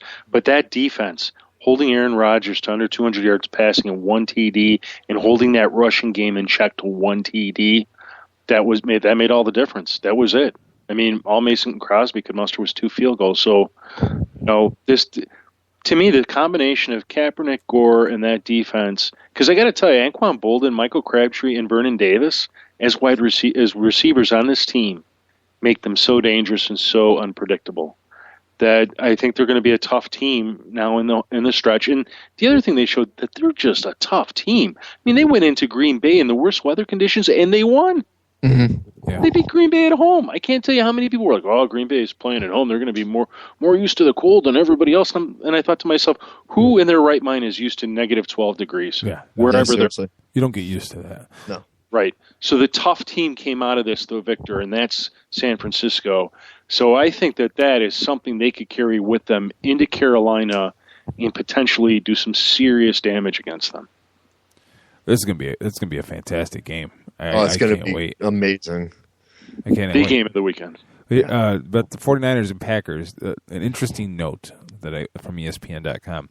49ers sacked or put Aaron Rodgers under duress on 14 of his 32 dropbacks, or 44%, despite sending 5 or more pass rushers on just 3 of Rodgers' dropbacks. All 4 of the 49ers sacks came via a standard 4-man rush. I don't know how everyone could suddenly forget that before he was injured, the Packers were a better team before he got hurt. But their defense was so exposed, and they've struggled. I don't think we describe the Packers as a one-trick pony, but certainly without Rodgers, they look more like an average team. Yeah, absolutely. Yeah, because he had a couple plays that were amazing in that game. It really reminded me how good he really is. Well, when you let the quarterback rush for almost 100 yards, there's only so much you can do as a defense. Yeah. Not taking anything away from Kaepernick, a tremendous athlete to be able to do both as well as he does. But, see, and one thing that really disappointed me, and I think it shows the state of modern football, is that when the couple times they showed Clay Matthews on the bench, and he's standing there, and they keep saying he's out because of a thumb injury. And I just hark back to the days of Steve DeBerg playing quarterback with a cast on his hand in the postseason just to play. And Reggie White playing with a cast on his hand to be out there playing. And to me, for a guy that's supposed to be one of the toughest players in the NFL, like, I understand if he probably had a bad thumb injury, but you can't tell me that Green Bay's defense is any worse off with Matthews in there with one arm playing defense. That to me was I kept seeing that, and I kept getting disgusted every time they showed him because it's a different story about like a bicep injury or a back injury, a leg injury, but to have a thumb injury and be out of this playoff game, I think he would have made a difference. He would have made some difference in that game. And so I don't know if it was just me. I don't know what you guys think of that, but I was really disgusted by that. I think it all depends on the severity of the injury. I mean, if it's just a really bad sprain, if there's a fracture of any kind, I don't know. I kind of don't want to. But it's a thumb. I know. Put a cast on him. I know. People have played with it before. That's what I mean. Steve DeBerg is a quarterback. He was 150 years old and he played with a cast. Yeah, so to me, I don't know what it was, but it really bothered me. Now, like a thumb to a linebacker doesn't strike me as something absolutely necessary. But, I mean, I'm sorry, that was really funny. You have another one. Seriously, I agree with you, man. Thumbs up, hey. Yeah. All you got to do is bat the ball down. You don't have to catch it. Yeah, seriously. Do you need both thumbs to tackle a running back or a wide receiver? I don't know. I'm a Bears fan. I didn't see one fundamentally sound tackle all year. Yeah, seriously. And there it is. Bazing! I'll be here all week. I think that was another major thing. Man, Green Bay cannot tackle to save their freaking lives. I mean, we joke about the Bears not being able to tackle. Holy crap, Green Bay was awful at it. But it was cold. You would think they would want to tackle him to get the body heat going. You know what I mean? All right, now and I can see this going down a dark alley. So we're gonna move on to the upcoming games that we haven't already dissected. I can't quit you. We have been foreshadowing. We've been foreshadowing. You just went Brokeback Mountain on this show, and I haven't even seen the movie, but I know that quote. Yeah, I haven't seen it either, but I know that quote. You own it. I don't own it. Saints versus Seahawks. The rematch of the Monday night contest that was an absolute debacle. It was funny from a fantasy standpoint. The last time these teams played on Monday Night Football was the reason my wife won her division in our fantasy league because the person she was playing had Drew Brees. And she won by like a point. But I don't see this game as being that kind of blowout again. I know it's Seattle. I still think Seattle wins, but don't look for it to be as lopsided as it is. Seattle's defense is really just too strong, and I know New Orleans showed everybody that they can run the ball, but in Seattle with that crowd, that atmosphere, and against that defense, I don't think it will matter. I will pick the Seahawks to win this game 21-17. I'm going to pick the Seahawks also. I think the scoring might be a little lower. I picked it actually 17-10. But to me, I think it's going to be virtually impossible for any team to go into Seattle in this postseason and win a game. That is just, as difficult as it was to play there in the regular season, it's going to be a nightmare for any team to come in there and play that team. And, I'm going to take the Seahawks as well. I have the final score 27-19. I don't think the Seahawks do as well as they did in the first meeting, but I just don't know how the Saints escape that defense and that home field advantage, which, as I described to you guys, when Jimmy Graham or somebody on the Saints did that genuflect first down, Seahawks player runs right up to him and says, "There's nobody here that cares about that."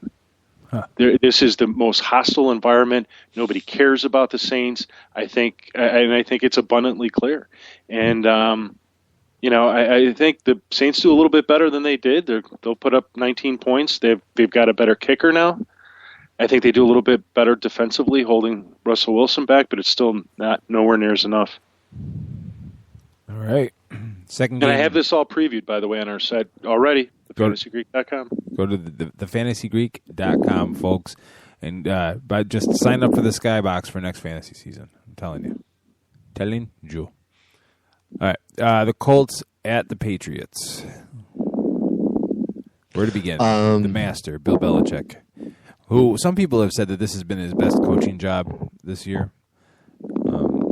Certainly the Patriots had their share of setbacks with the whole Aaron Hernandez thing and then Gronkowski's injury. Stephen Ridley and his fumbling issues. Yet they still managed to win 11 games in the regular season. And Or 12 games, I'm sorry. 12 games. 12 games. Where was my head? 12 games.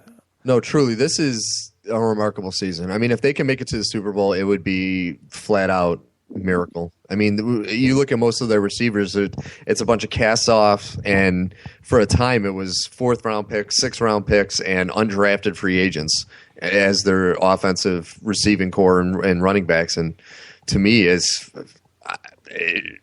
amazing that they are where they are right now. And they welcome in the Indianapolis Colts and Andrew Luck coming off that miraculous comeback that we talked about against Kansas City. However, that game was at home. And now the Stanford boy is traveling to the Northeast in what has been absolutely frigid weather. I'm not sure what the forecast is for the weekend. But it's not going to be warm, is my point. If Indianapolis wins this game, for them to win this game, they can't have any turnovers. If Andrew Luck has the first half that he had last week, this game will be over. They can't turn the ball over. And they need to be able to control the clock on the road, because if you give Tom Brady any kind of advantage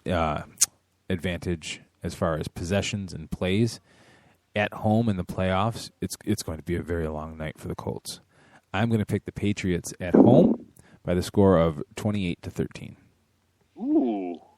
I would have to agree with everything you said, and I would never bet against Brady and Belichick in New England in the postseason. It's just, to me, as much as I love the Colts, and I am a huge Andrew Luck fan, I think the Patriots they're always going to find a way. They're going to be able to figure out the weaknesses. They're going to be able to just drop the hammer down on them.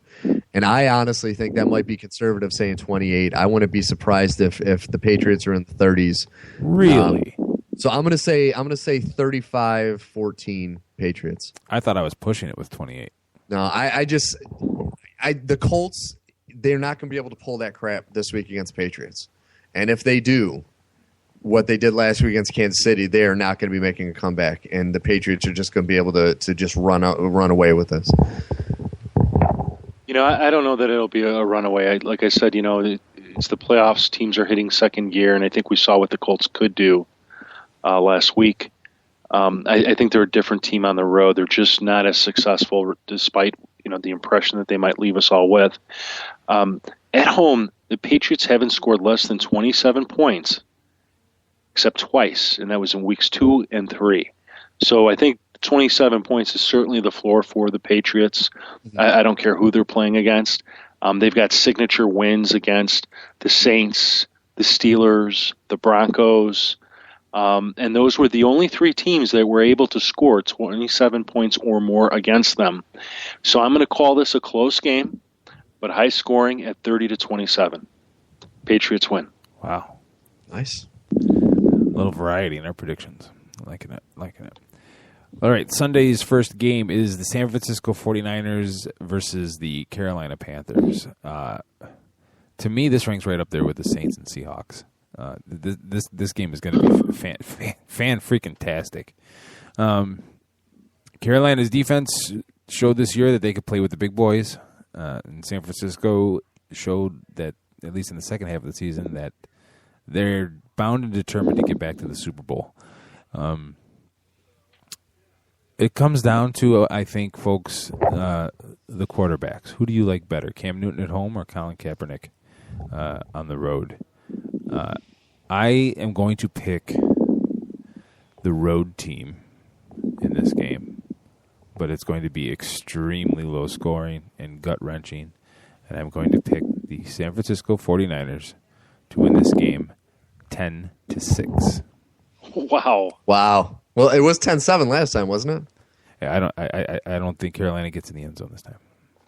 See, to be honest with you, I understand that Green Bay, it was below 0 and the conditions were awful. But in my opinion, if the Packers, with all of their issues, can put up the kind of points, and I'm not saying that Cam Newton is anywhere in the same stratosphere as Aaron Rodgers as far as ability, but the 49ers showed some weaknesses in the secondary to me. Their line is still ridiculous. Like, I think they're going to put Newton under a lot of pressure. But to me, I just think Carolina's defense, I have more faith in them than I do San Francisco's, especially San Francisco being on the road. After playing that game they played in Green Bay, because regardless of winning or not, that had to have taken something out of them. And to me, I agree with you. I think it's going to be a low-scoring game, but I'm going to pick it 14-10 Carolina. I think Kaepernick is just a different quarterback playing against really solid defenses, and Carolina's defense is not going to allow him those rushing yards, and they're going to pressure him. And when he's pressured, he is a much different passer. No, I haven't had a chance to look at these last two games in much detail, but I saw something out of the 49ers that I really liked last week, and that was a team that's been there before, that knows what they have to do to win. And they fought the elements there. They're going to fight the change in time going to the East Coast. We've got a Panthers team. This is their first dance. It's the first time they're going to the playoffs under Ron Rivera and with Cam Newton. And I think that this could end up being a learning experience for them. Steve, I agree with you. I think their defense is just amazing, but I think the 49ers is too. And I think they're just a different team right now. So for now, I'm tentatively leaning towards the 49ers, and I think there could be a decent amount of scoring because the playoffs are different. I don't think you find the big defensive battles as you do in the regular season because everything's just wide open. And you have to have, look at last year. You had the 49ers and the Ravens in the Super Bowl. The 49ers had the number one defense going into the playoffs, and yet everybody was scoring on them. Everything just changes. So more than likely we'll see a game where one of these teams is going to get into the low 20s and the other one may break into it or could just miss it. So, but for now, I think the 49ers are going to win this one. What's your score? Oh, I don't know. Probably, let me think. 23-17, 49ers. Oh, lots of scoring. Oh, Yeah. oh. The final game, the AFC West traditional rivals, the San Diego Chargers versus the Denver Broncos. We already kind of talked about this a little bit. It was kind of encouraging. Has there been an injury decision on Ryan Matthews? Is he playing? Is he 100%? No idea. Because he will be key. Because I don't think Ronnie Brown can do it, personally. But I'm trying to find anything. I haven't seen anything. Okay. You don't have faith in the old man Ronnie Brown at that tender age of 32? That's right. I think he's still got a hangover from watching Auburn lose. His alma mater. If the Chargers are going to win this game, they have to control the time of possession. They need to run the ball. If they don't have Ryan Matthews, that changes a lot of things. For the Broncos, he's probable right now. Okay, his status. So he's going to play. He's going to play. For the Broncos to win, they don't need to run the ball a ton, but they need to do better than the 1.8 yards per carry they averaged on December 12th against the Chargers. The Broncos are at home. Peyton Manning, it's very hard to pick against them. I don't think this game is by any means wrapped up, mail it in, guaranteed. But this game, I would love to pick the upset here, but I'm going to take the Broncos at home, and I think this game is going to be a 35-21 Broncos victory. I will also pick the Broncos. Like I said before, I think this is going to be a statement game for Manning to silence all the critics. And as much as the Chargers, out of all the teams on the road this week, they probably have the best chance of making an upset. I think the Broncos are just going to take them to school, especially after the loss just a couple weeks ago, and with Welker coming back. I just see the Broncos putting up a lot of points. The Chargers are also going to be able to score because the Broncos defense is garbage, especially with Von Miller out now. So right now, I don't even have a score because I can't count that high. It's going to be a really high-scoring game. Yeah, I agree. I think it'll be a high-scoring game. It'll be a Chargers win.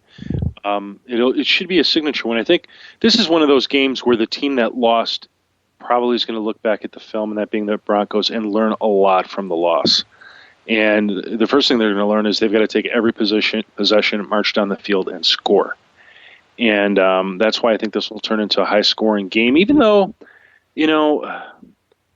I think what's been interesting about the Chargers and Phillip Rivers specifically, he hasn't put up the crazy numbers that you see from a modern-day quarterback in these last few games of the season. He's been scoring, but he's just not putting up 400 yards, for example. And that sort of has been impressive, I think. Ladarius Green, we finally got to see him a little bit more last week. He had a touchdown score. He's a player that they need to get involved. Antonio Gates is probably closer to the end than the beginning, obviously. And Green's a young guy that could really be a game changer, I think, and a player that they'll need against teams like the Broncos. But I like the Broncos too, and I'd say it's probably going to be, I don't know, 33-24. Now, have you ever seen a game where the NFL is rooting for one team more than the Broncos? Because can you imagine the Broncos win this game? They're either going to go the following week, and it's either going to be Brady Manning or it's going to be Manning versus the Colts. They're going to be able to sell this, freaking make gazillions of dollars on whatever advertising and whatnot for that game. I'm sure everybody is rooting for it. Yeah. Brady Manning, one more time, is the sunsets on their careers. And what does that say about those two guys? With all the youth and the amazing quarterbacks in this league, if Brady and Manning play each other in the AFC Championship game, two old gunslingers. Well, you got the Saints and the Seahawks, the battle of the undersized quarterbacks. You got the Colts and Pats, the up and comer versus the old guard. You got the Niners and the Panthers. Welcome to the new school. The mobile scrambling quarterbacks with the arms that can throw. And then you got Chargers Broncos, AFC West rivals, duking it out. The master Peyton Manning against the wannabe Phillip Rivers. It's gonna be a great weekend. I can't wait. Fantastic. Some really good football. Really good football. This has been one of the best postseasons so far, I think, of any year I can remember in recent history, as far as the games and the matchups. I mean, they've been amazing. Stupid Bengals. I mean, the only team that you sort of really feel bad for are the Cardinals. Yeah. I mean, I don't think that they necessarily had the best team out there, but I can't, you put them next to the Chargers. I mean, I don't know. The sixth spot for the AFC and the NFC, I think, were teams you could probably pick two or three teams that you would have liked to have seen sneak in. Mm-hmm. But the other five are all five solid teams in both divisions or both conferences. Sorry. That's why the NFL should go to 8 teams. I don't know. Yeah, I don't know about do away with this first round bye stuff. The only thing better than football is playoff football. I'm telling you. Oh, I agree. I mean, I think the BCS should have a playoff, not 4 teams. Right. They should have, they should have 8 teams and at least 16. Yeah, well, hang on. They should have, just like the NFL. You 12 take teams. 12 teams with buys. No buys. Buys are for girls. Yeah, no buys. Have buys. No buys are for girls. You should deserve that. No buys are for girls. Because at the end of the day, you want the best teams. In theory, the best teams had the best records, and they should be playing each other. But we're going to give everybody else a chance because sometimes it's not about the record. No, I disagree with you. You have just as much right. You have just as much right to be wrong as anybody else, Jim. Thanks. Hey, I have a. I know he's married. Do you believe that? It's because I get it all in on the show. Because as soon as the microphone comes off, it's back to reality. Yeah, I'll tell you one of the things. Tell me what you guys think about this for next week, and our listeners out there, listen in, call in next week. Because here's what I'm interested in finding out: what are the origins of the 2-minute warning? How long has that been around? Okay. And I'll tell you why. I find it to be sort of a perplexing moment in a game. Do you know the answer? Or No, I don't. Not at all. I kind of am one of these people. It exists, and we just live with it, and there it is. And then I sit there and I contemplate, and I go, well, why? Why does everybody stop 2 minutes ago? Why didn't we stop 10 minutes ago? come up with my plan on how to fix football. You do away with the 2-minute warning, do away with overtime, just switch sides and keep going. You know what I mean? Why kick off again just because it's overtime? Just keep it going. Make it like soccer. Yeah. And now you just ruined it. Now you ruined it. Oh, I'm sorry. I didn't know that's where it was going. You ruined it. No. I have the answer. Do you want the answer? No, it's for next week. Next week. For next week, because then as we get into baseball season, I have another one of these questions something that's always perplexed me that there has to be an answer for. Nice. Besides, we want these. people to listen in and call in, don't we? Yeah, they need to call. Yeah. People need to call.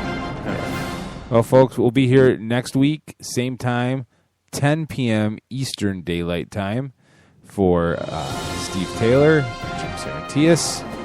I am Keith Grieve, 87sportsfans.com, thefantasygreek.com. We'll see you all real soon. Post-game show is brought to you by Christ, I can't find it. The hell with it.